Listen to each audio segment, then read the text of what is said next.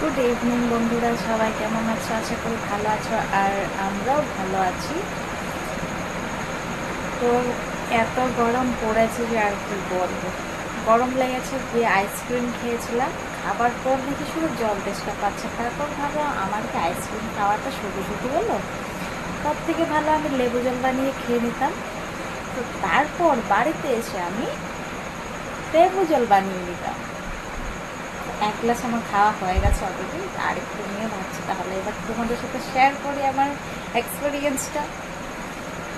তারপর দেখি যখন আমি লেবু জলটা খেয়েছি, তারপর দেখি জল তেষ্টাটা আস্তে হালকা হালকা একটু কমে গেছে, নাহলে এতক্ষণ শুধু আমি জল খেয়েছি আর জল খেয়েছি।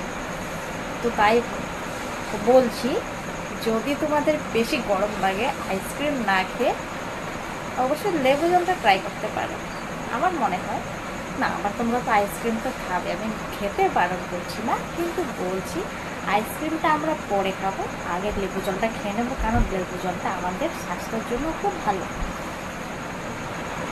তাই তো কার কার মনে হয় যে গরমের মধ্যে আইসক্রিমের থেকে লেবু জলটা ভালো কাজ করে, আমাকে অবশ্যই জানিও।